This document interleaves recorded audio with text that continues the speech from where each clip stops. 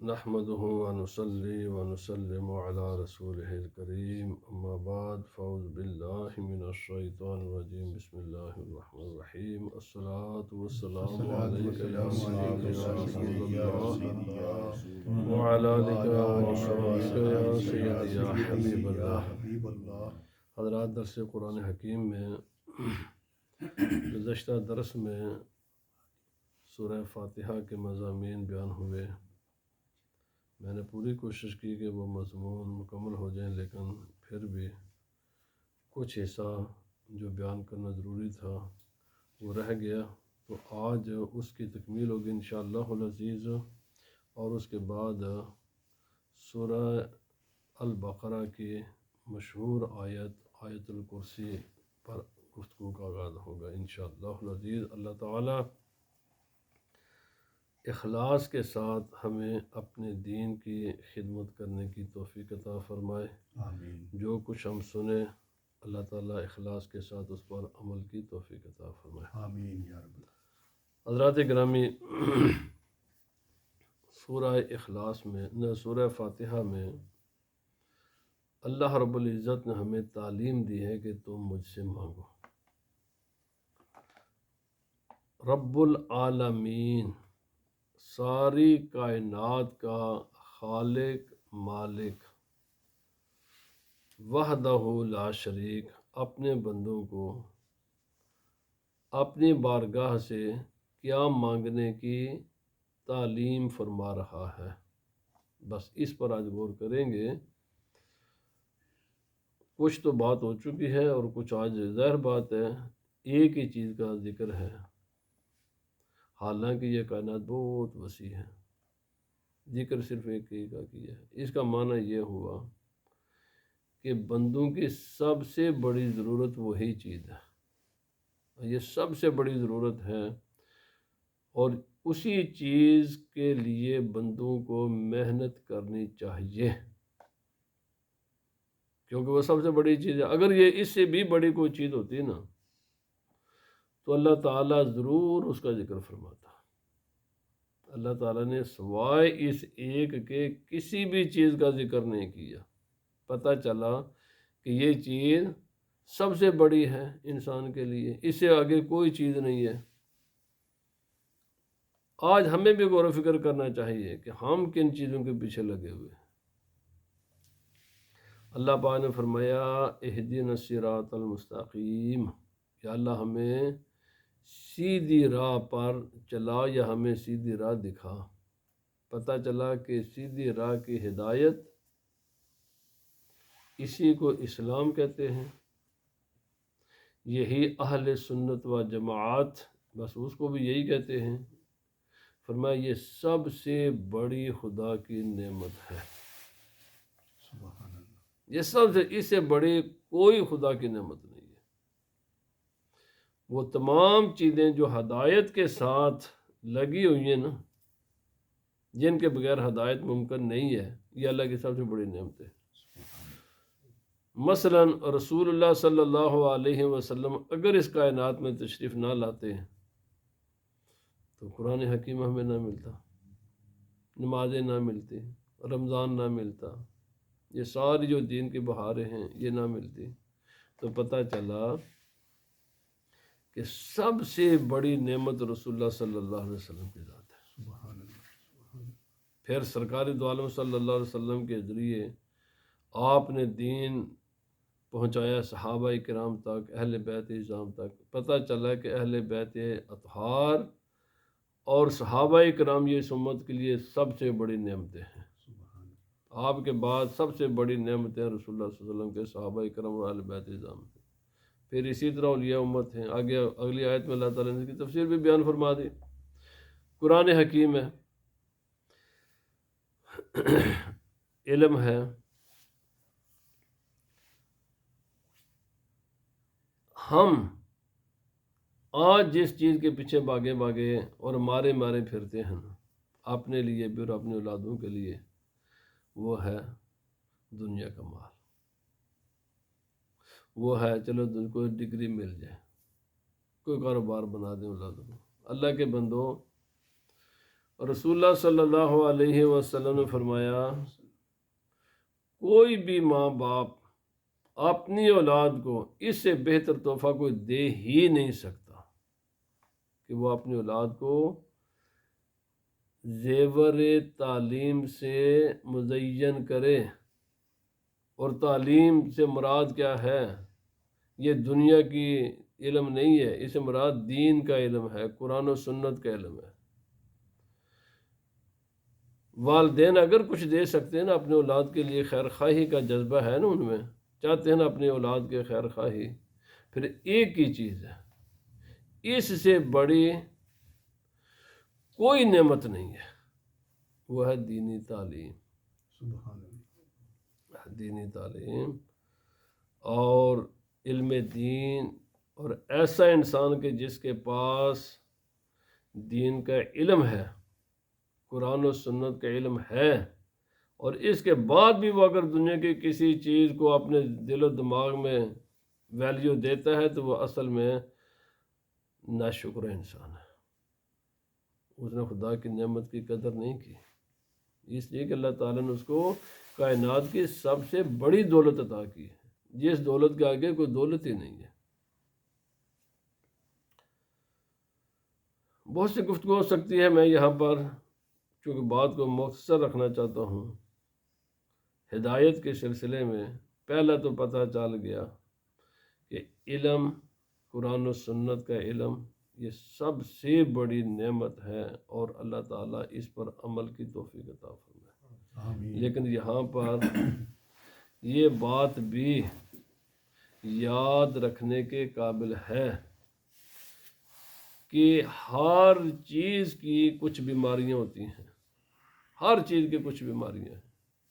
رسول اللہ صلی اللہ علیہ وسلم نے فرمایا علم کی بھی بیماری ہے، صرف علم کا ہونا یہ کافی نہیں ہے، اس کو بیماریوں سے بچانا بھی ضروری ہے. فرمایا علم دین کی بیماری کیا ہے؟ رسول اللہ صلی اللہ علیہ وسلم نے فرمایا، مشکوٰۃ شریف میں حدیث پاک کا اٹھا کر دیکھ لو، حسد اور طمع. ایسا عالم جس کے پاس قرآن کا علم ہو، حدیث پاک کا علم ہو، قرآن و سنت کا علم ہے، لیکن اس کے دل میں دوسرے عالم کے بارے میں حسد ہے، یا اس میں مال دنیا کی لالچ ہے، یہ بیماری ہے. اس اللہ کی نعمت کو ان دو بیماریوں سے بچانا ہے، اور اس بات کا ذکر، ورنہ یہ آپ اس نعمت سے فائدہ نہیں اٹھا سکیں گے. ہو سکتا ہے لوگوں کو فائدہ آپ کے اس علم سے ہو جائے، آپ کو خود فائدہ نہیں ہوگا، دوسروں کا نفع ہو جائے گا، آپ کو خود اس علم کا نفع نہیں ہے کہ اگر آپ اپنے سینے کو حسد اور طمع اور لالچ سے پاک نہیں کریں گے. کیونکہ قرآن پاک نے، اللہ رب العزت نے فرمایا قرآن پاک میں، وَمَا تَفَرَّقُوا إِلَّا مِن بَعْدِ مَا جَاءَهُمُ الْعِلْمُ بَغْيًا بَيْنَهُمْ. سب کا اقوام کا ذکر کیا. رسول اللہ صلی اللہ علیہ وسلم سے جو پہلی قومیں آئی ہیں، انبیاء کرام کی جو امتی آئیں، ان کو بھی اللہ تعالیٰ نے علم دین عطا کیا. لیکن ان میں سے کچھ لوگ ایسے بھی تھے کہ جنہوں نے اس علم کو اللہ رب العزت کی معرفت اور خدا تک پہنچنے کا ذریعہ بنانے کے بجائے ان لوگوں نے حسد دل میں پیدا ہو گیا، ان کا فلانا اس کا نام بڑا کیوں زیادہ ہو گیا، اس کے فالوور مجھ سے زیادہ کیوں ہو گئے، اس کی طرف لوگوں کا رجحان کیوں ہے، اس کا جناب اس کو پیسے لوگ زیادہ کیوں دیتے ہیں، اس قسم کے خیالات پیدا ہو جاتے ہیں. اللہ پاک نے فرمایا، وَمَا تَفَرَّقُوا إِلَّا مِن بَعْدِ مَا جَاءَهُمُ الْعِلْمُ. انہوں نے تفریق لوگوں میں، چونکہ لوگوں میں فرقہ بندی تفریق علماء ہی پیدا کرتے ہیں، اس میں عوام کا قصور نہیں ہوتا، علم والوں کا قصور ہے، یہی کرتے ہیں لوگوں کو تقسیم. الا من بعد ما جاءہم العلم، علم تھا ان کے پاس، صرف علم کافی نہیں ہے، باغیم بینہم، حسد کی وجہ سے، بغض کی وجہ سے، اسی سے پھر تکبر پیدا ہوتا ہے۔ وہ حسد، بغض، تکبر، لالچ انسان کو راہ حق سے، سیدھی راہ سے روک دیتا ہے۔ اس لیے قرآن حکیم میں اللہ پاک نے فرمایا وَلَقَدْ آتَيْنَا بَنِي إِسْرَائِيلَ الْكِتَابَ وَالْحُكْمَ وَالنُّبُوَّةَ وَرَزَقَهُم مِّنَ الطَّيِّبَاتِ وَفَضَّلْنَاهُمْ عَلَى الْعَالَمِينَ وَآتَيْنَاهُمْ بَيِّنَاتٍ مِّنَ الْأَمْرِ فَمَا اخْتَلَفُوا إِلَّا مِن بَعْدِ مَا جَاءَهُمُ الْعِلْمُ بَغْيًا بَيْنَهُمْ إِنَّ رَبَّكَ يَقْضِي بَيْنَهُمْ يَوْمَ الْقِيَامَةِ فِيمَا كَانُوا فِيهِ يَخْتَلِفُونَ۔ بنی اسرائیل کو ہم نے کتاب عطا کی، حکم عطا کیا، نبوتیں ملی، رزق دیا، فضیلتیں بخشیں، بڑے معجزات عطا کیے، بہت کچھ ہم نے دیا، لیکن انہوں نے آپس میں اختلاف کیا، عوام کو تقسیم کر دیا گیا، کوئی مختلف فرقے بنا لیے۔ کیوں فرقے کیوں بنے؟ فرمایا حسد کی وجہ سے۔ حسد ہے، حسد ایک ایسی بیماری ہے جس کا کوئی علاج نہیں ہے۔ بعض ایسی بیماریاں ہیں جن کا کوئی علاج نہیں ہے۔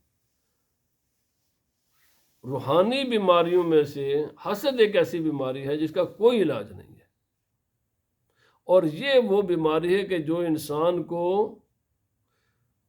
صراط مستقیم پر چلنے سے روک دیتی ہے۔ اِنَّ رَبَّكَ يَقْضِي بَيْنَهُمْ يَوْمَ الْقِيَامَةِ فِيمَا كَانُوا فِيهِ يَخْتَلِفُونَ۔ تم اس کے علاج نہیں کر سکتے، یہ بیماری کسی کے دلوں سے تم نہیں نکال سکتے، بس اس کا فیصلہ قیامت کے دن خدا ہی فرمائے گا۔ لہذا یہ کوششیں کرنا بیکار ہیں، یہ فرقہ بندیاں ختم ہو جائیں، یہ اختلافات ختم ہو جائیں، یہ بیکار کوششیں، کیوں یہ ہو نہیں سکتا؟ کیوں؟ وجہ یہ ہے کہ علماء، علم والوں کے دلوں میں بعض میں حسد پیدا ہو جاتا ہے۔ وہ جو حسد اور لالچ ہے نا، وہ ان کو صراط مستقیم سے پھیر دیتا ہے۔ اللہ پاک نے فرمایا اللہ یجتبی الیہ من یشاء ویہدی الیہ من ینیب۔ پہلی بات یہ یاد رکھنی چاہیے، اللہ تعالی جس کو چاہتا ہے اپنی بارگاہ کی معرفت کے لیے، حاضری کے لیے، جس کو چاہتا ہے اس کو چن لیتا ہے۔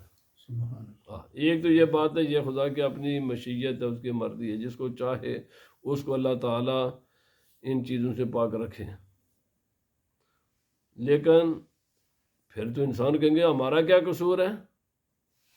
پھر تو انسان یہ کہیں گے نا پھر ہمارا کیا قصور ہے؟ یا اللہ پاک تو نے تو چوز کیا، ان کو سلیکٹ کر لیا، ہمیں نہیں سلیکٹ کیا۔ تو اللہ پاک نے فرمایا ایسی بات بھی نہیں ہے، یہ بھی نہیں کہ بس تمہارے پاس عذر بن جائے کہ بس چونکہ میں نے سلیکٹ کر لیا، فرمایا یس میں سلیکٹ کرتا ہوں پر ہر ایک کو نہیں کرتا، میں سلیکٹ کرتا ہوں ہدایت کے لیے پر ہر ایک کو نہیں کرتا۔ انبیاء کرام خدا کے سلیکٹڈ ہیں، وہ کسی محنت کے نتیجے میں نہیں بنتے۔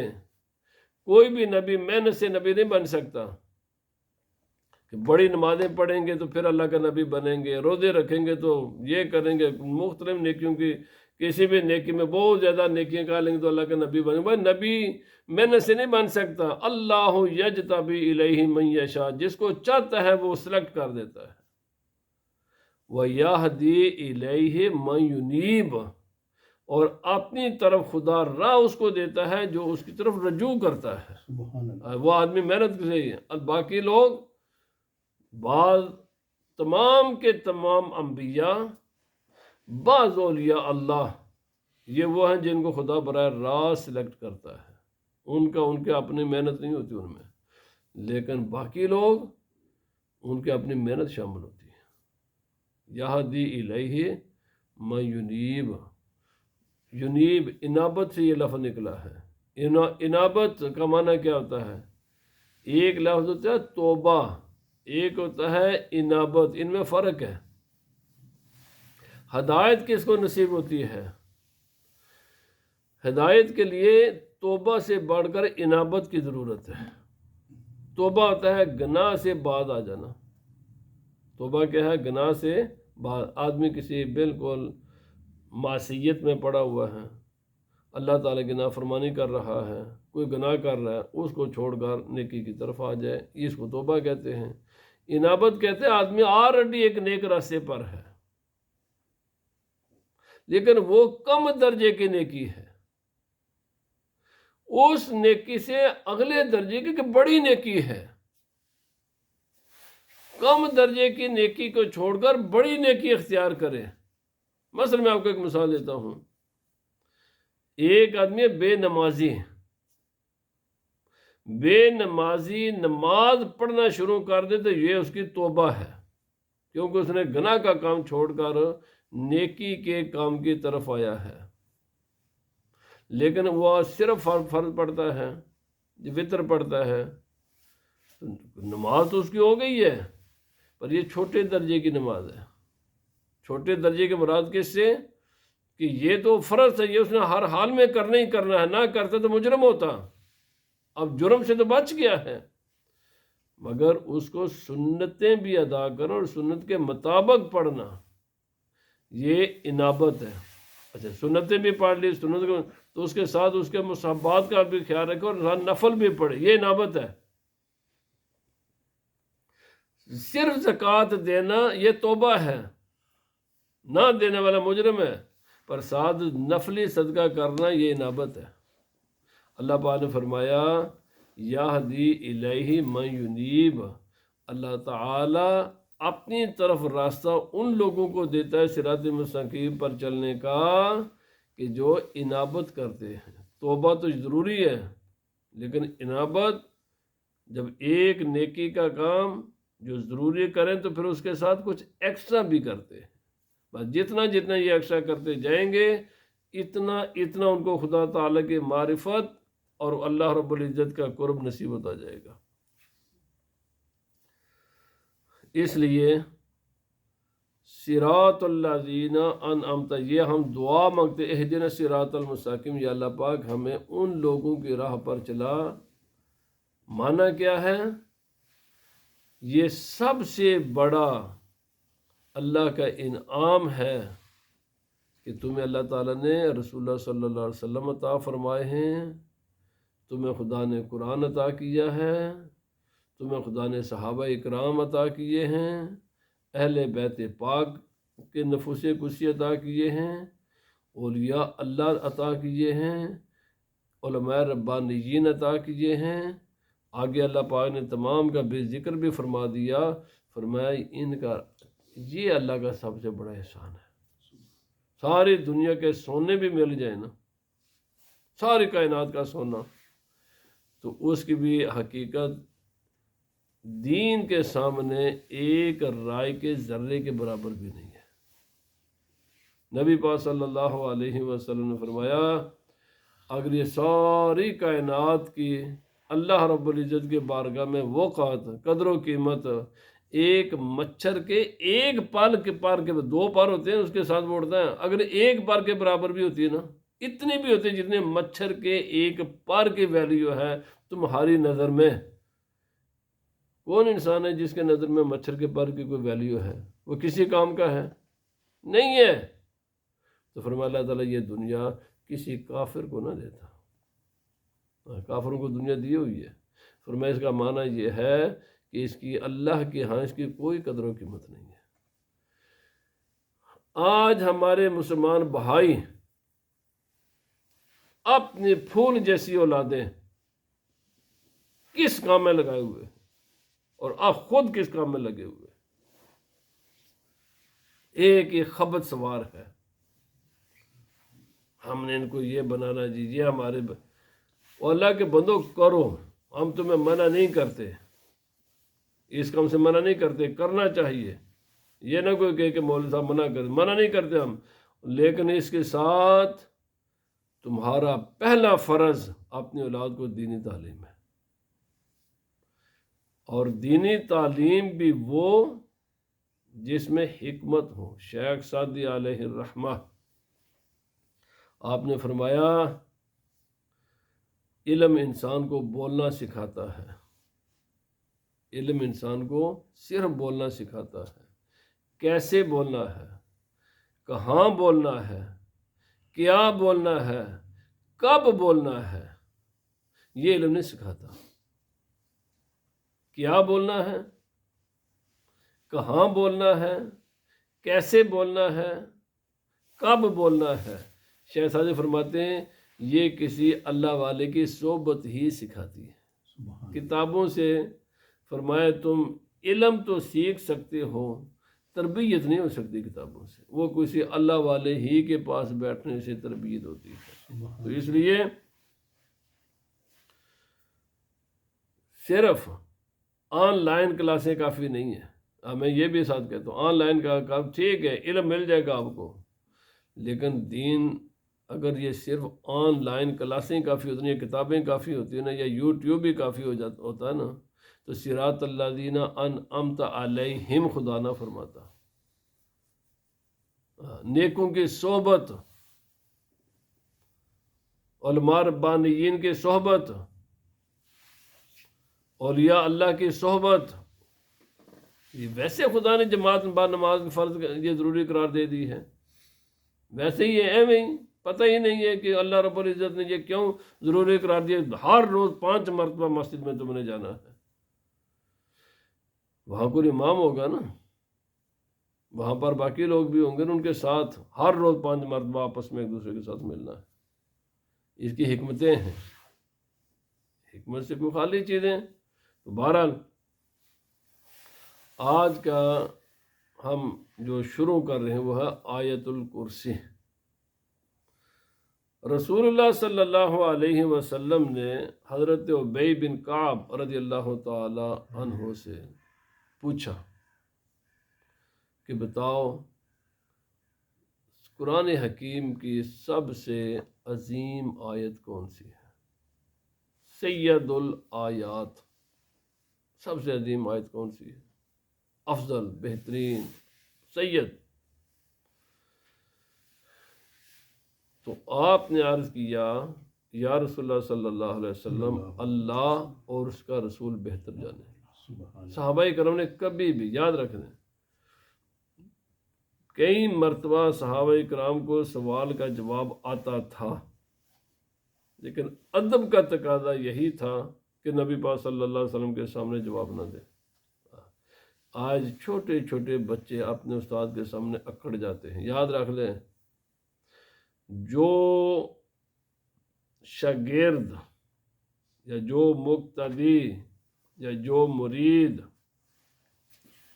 اپنے پیر و مرشد کے سامنے یا امام کے سامنے یا استاد کے سامنے اکڑنا تو دور کی بات ہے۔ میں ایک بات ضمناً یاد کروں جو علماء نے لکھی ہے، امام اعظم امام ابو حنیفہ رضی اللہ تعالی عنہ کے شاگرد ہیں، ہزاروں کی تعداد میں، ہزاروں کی تعداد میں آپ کے شاگرد ہیں، مختلف تعداد لوگوں نے لکھے، لیکن وہ ہزاروں میں بنتے ہیں۔ ان میں سے لائق ترین، ذہین ترین امام ظفر تھے، لیکن ان کا نام بہت کم آپ سنیں گے۔ بس صرف علماء خاص جو فقہ پڑھ گئے ان کا نام سنتے ہیں، باقی ان کا نام دنیا میں نہیں ہے۔ عوام کو تو بالکل ہی ان کے نام سے آگاہ بھی نہیں ہے۔ فرمایا کہ یہ بتاؤ، امام ابو یوسف کا بڑا نام ہے، امام محمد علیہ الرحمہ کا نام ہے، باقی آپ کے شاگردوں کے نام ہے، لیکن ان کا نام کیوں نہ؟ حالانکہ سب سے زیادہ ذہین تھے یہ۔ فرمایا اس کی علماء نے جو وجوہات لکھی ہیں نا، اللہ اکبر اللہ اکبر، فرمایا صرف ایک مرتبہ، یہ زندگی میں ایک مرتبہ ہوا تھا کہ امام اعظم امام ابو حنیفہ آپ گزرے آپ کے قریب سے، آپ مطالعے میں مصروف تھے، آپ کو پتہ چل گیا کہ امام صاحب، لیکن آپ نے کتاب کو ترجیح دی امام صاحب پر، اور آپ ان کے استقبال کے لیے کھڑے نہ ہوئے۔ بس یہ ایک مرتبہ زندگی میں کام ہوا تھا، اور امام صاحب نے بھی کچھ بھی نہیں کہا، یہ بھی نہیں کوئی ناگواری گزری ہو یا آپ نے کوئی ناراضگی کا اظہار کیا، یہ بھی کچھ بھی نہیں ہے۔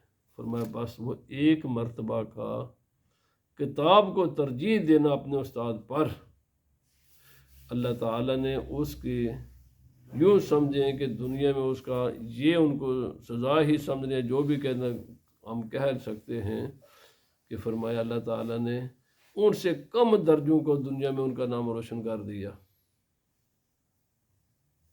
لیکن جو سب سے ذہین تھے ان کا نام بس کتابوں میں رہ گیا۔ میرے بھائی، علامہ اقبال علیہ الرحمہ، آپ نے انشاءاللہ میں کوشش کروں گا کہ علامہ اقبال کے کلام کا بھی درس ہوا کرے۔ آپ نے ایک بات کلیات جو فارسی اس میں ایک بات لکھی ہے اور کمال لکھی ہے، یہ کوئی قدیم زمانے کا مفکر نہیں ہے، بالکل قدیم، بالکل ابھی ماضی قریب کی بات ہے۔ آپ نے فرمایا، علامہ اقبال خود کہتا ہے، مسلمانوں کو تنبیہ کرتا ہے، یہ آج ہمارے جو حالات بن گئے نا، ہمارے عامت ہر ایک سے چوں چوں چوں چوں چوں زبانیں بند ہی نہیں ہوتی۔ فرمایا جب ایک بڑا آدمی بات کر دے نا تو فل سٹاپ ہے اس کے تو۔ علامہ اقبال کہتا ہے، جو آدمی تم سے علم میں بڑا ہو، عمر میں بڑا ہو، مرتبے میں بڑا ہو، کسی بھی بات میں بڑا ہو، جب وہ بات کر دے تو پھر فل سٹاپ ہے، چھوٹے کو کوئی رائٹ نہیں ہے کہ اس پر کوئی بات کرے۔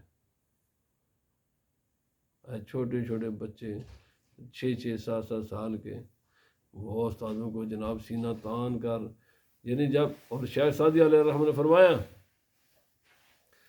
بچپن کی تعلیم ایسی ہی ہوتی ہے جیسے پتھر کے اوپر لکیر ہوتی ہے، یہ آتے کبھی نہیں جاتی، یہ تعلیم کبھی بھی آپ اس کو ذہن سے مٹا نہیں سکتے۔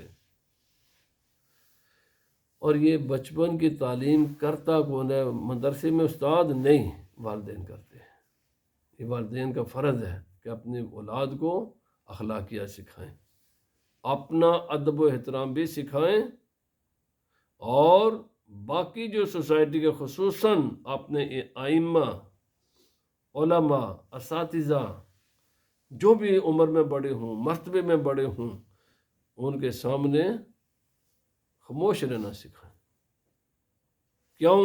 یہی ہمیں رسول اللہ صلی اللہ علیہ وسلم کے صحابہ کرام کے پورے، ہم کیا کس باغ کے مولی ہیں؟ رسول خدا صلی اللہ علیہ وسلم کے گھر کے فرد ہیں۔ حضرت عبداللہ بن عباس سگے چاچا کے آپ بیٹے ہیں، نبی صلی اللہ علیہ وسلم کے فرسٹ کزن ہیں، بہت قریب کا رشتہ ہے۔ حضرت عبداللہ بن عباس رضی اللہ تعالی عنہما، اب جب کسی، چونکہ آپ جب نبی پاک صلی اللہ علیہ وسلم کا وصال مبارک ہوا، اس وقت آپ کی عمر کو 10-12 سال تھی، تو آپ نے بعد میں صحابہ کرام سے علم حاصل کیا۔ آپ جب کسی بھی صحابی رسول کے دروازے پر علم حاصل کرنے کے لیے جاتے، آپ نے کبھی بھی اپنے استاد کے دروازے کو نک نہیں کیا، کھڑے ہو جاتے دروازے پر، انتظار کرتے، جن سے جو مسئلہ پوچھنا تھا وہ خود ہی جب دروازہ کھولتے تو انہیں ان کے سامنے عجز و انکساری کے ساتھ سوال کرتے، یہ مسئلہ مجھے بتا دو۔ ہے کون ہے؟ نبی پاک صلی اللہ علیہ وسلم کے اپنے گھر کے فرد ہیں، لیکن علم کا احترام کیا تھا، حتیٰ کہ ایک مرتبہ ایسا ہوا کہ آپ مسئلہ پوچھنے کے لیے گئے، طوفان آ گیا، اور طوفان نے جناب ریت اکٹھی کر کے ادھر سے ادھر سے اتنے ریت جمع کر دے کہ آپ کا آدھا جسم ریت کے اندر۔ مشکل وقت تھا نا جی، طوفان تھا باہر، دروازہ استاد کو کہتے ہیں کہ استاد جی بڑا طوفان ہے، دروازہ ذرا کھولو نا، میں طوفان سے بچ جاؤں۔ آپ نے اس طوفان میں اپنے آپ کو اس کے حوالے تو کر دیا، حتیٰ کہ آپ کا نصف سے زائد جسم وہ ریت کے اندر چلا گیا، لیکن آپ نے استاد کو اتنی تکلیف دینا بھی گوارا نہیں کی کہ آپ کو صرف دروازے کو نک کر کے کھلوا کر اندر چلے جائیں۔ اور اور جب وہ آئے بس انہوں نے کہا جناب آپ نبی پاک صلی اللہ علیہ وسلم کے خاندان کے فرد، یہ کہ آپ نے فرمایا ضرورت مند ہی سائل بن کر جب آئے تو یہ اسی کا کام ہے کہ وہ پھر صبر بھی کرے۔ وہ یہ اسلام کی تعلیمات ہیں۔ یہ تو بات یہ ہے کہ نبی پاک صلی اللہ علیہ وسلم نے حضرت ابی بن کعب رضی اللہ تعالیٰ عنہ سے سوال کیا، پوچھا بتاؤ، تو آپ نے عرض کیا یا رسول اللہ صلی اللہ علیہ وسلم اللہ اور اس کا رسول ہی جانے۔ سبحان اللہ۔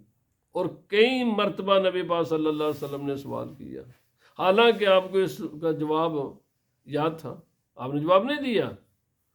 نبی پاک صلی اللہ علیہ وسلم نے پھر سوال کیا، پھر آپ نے عرض کیا اللہ اور اس کا رسول۔ اب بھائی اپنے اساتذہ کے سامنے آتا بھی ہے تو اپنا علم نہ جتاؤ۔ بچونگڑے آج کل ماں باپ کے سامنے کھڑے ہو جاتے ہیں، اپنے استادوں کے سامنے کھڑے ہو جاتے ہیں، علماء آپس میں لڑتے ہیں۔ اللہ کے بندو اپنے سوچو۔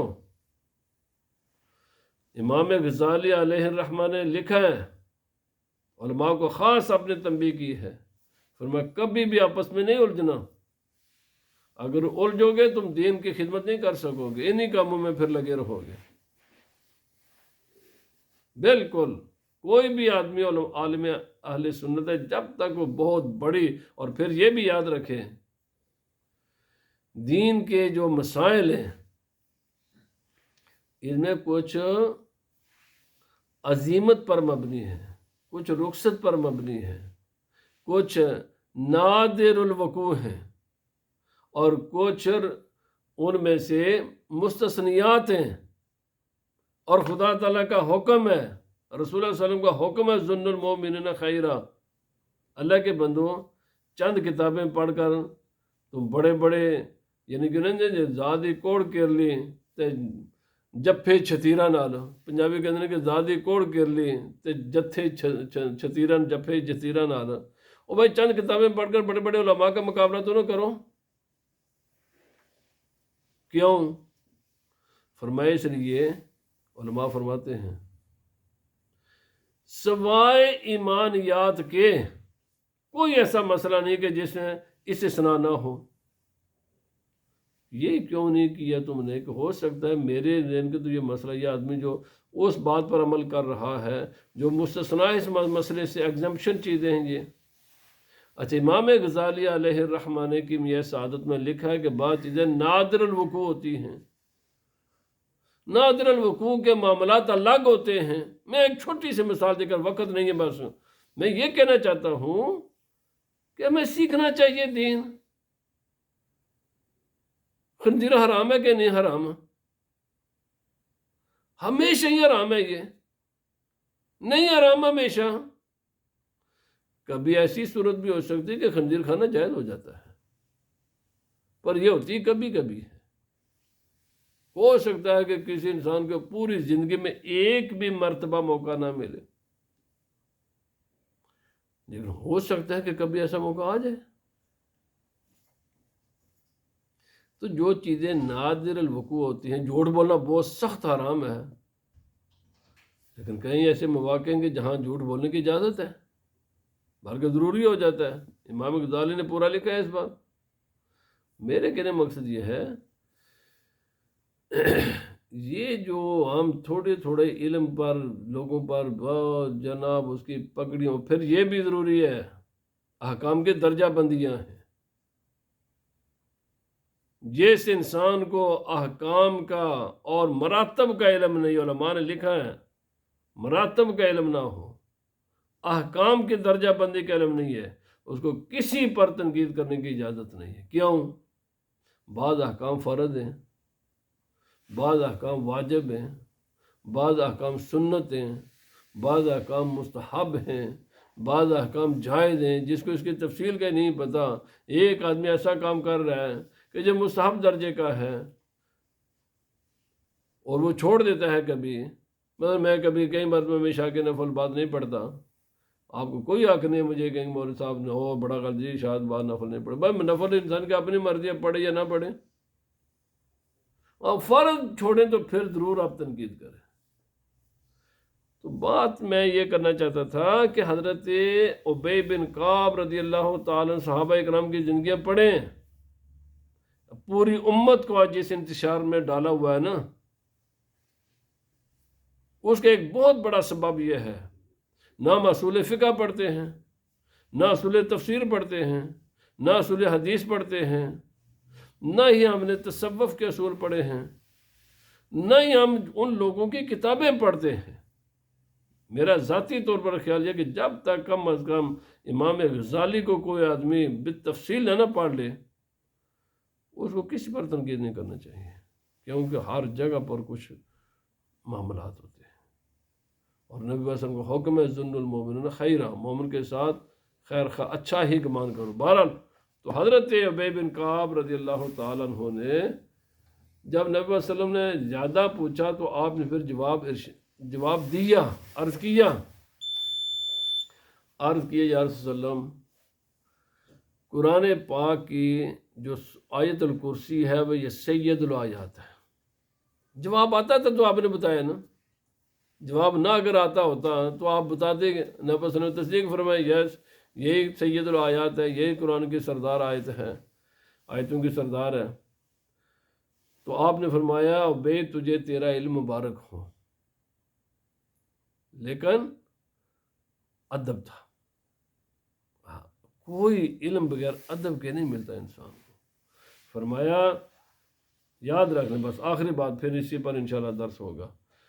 فرمایا قرآن حکیم کی صورتوں کے اعتبار سے قرآن حکیم کی تمام صورتوں کے سردار سورۃ البقرہ ہے، اور پوری قرآن پاک کے آیات کے سردار آیت الکرسی ہے. یہ تمام آیتوں کے سردار ہے، سید الآیات ہے. یہ ایک حدیث پاک میں ایک آدمی آیا، وہ انشاءاللہ میں تفصیل سے عرض کروں گا، یا رسول اللہ آپ نے فرمایا نکاح کیا ہے، یا رسول اللہ پیسہ نہیں ہے. یہ مسئلہ ہر زمانے میں چل رہا ہے، یہ لوگوں کی سوچیں ہوتی ہیں، حالانکہ یہ مسئلہ درست نہیں ہے پیسے کا بہانہ بنانا. نکاح کیا ہے؟ نہیں جی، کیوں نہیں کیا؟ آپ فرمایا کہ نکاح کرو جلدی، ماں باپ کو حکم ہے کہ جلدی نکاح کریں. فرمایا کیوں نہیں کیا؟ عرض کیا پیسہ نہیں ہے. آپ نے فرمایا سورۃ الاخلاص جانتے ہو؟ جانتا ہوں. آپ نے فرمایا 1/4 تو یہ ہے. پھر آپ نے فرمایا سورۃ الکافرون جانتے ہو؟ یا رسول اللہ جانتا ہوں. فرمایا 1/4 یہ ہو گیا. فرمایا اذا زلزلت الارض جانتے ہو؟ یا رسول اللہ جانتا ہوں. فرمایا 1/4 یہ ہو گیا. فرمایا آیت الکرسی جانتے ہو؟ یا رسول اللہ جانتا ہوں. فرمایا 1/4 یہ ہو گیا. تو فرمایا تم غریب کیسے ہو؟ جس کے پاس سورۃ اخلاص ہو، جس کے پاس سورہ قل یا ایھا الکافرون ہو، جس کے پاس اذا زلزلت الارض ہو، جس کے پاس آیت الکرسی ہو، وہ غریب نہیں ہے. وہ غریب نہیں ہے. اور اسی لیے میں کہتا ہوں اگر 4 صورتوں کا علم ہے تو نبی پاک صلی اللہ علیہ وسلم نے اس کو غریب فرمایا تم غریب نہیں ہو، نکاح کرو. تو جس کے پاس پورے قرآن کا علم ہے اور وہ کسی پیسے کو اہمیت دیجیے اور کمیٹیوں کے خلاف باتیں کریں، جی یہ اللہ کے بندو، جس کو خدا تعالی نے قرآن و سنت کے علم عطا کیا نا، اس سے بڑھ کر کائنات میں کوئی دولت نہیں ہے. اگر 4 صورتوں کو نبی پاک صلی اللہ علیہ وسلم فرمایا، پھر غربت کی شکایت کیسے کرتے ہو؟ 4 صورتیں تمہیں یاد ہیں، غریب کیسے ہو؟ فرمایا جاؤ نکاح کرو. اللہ پاک ہمیں عمل کی توفیق عطا فرمائے.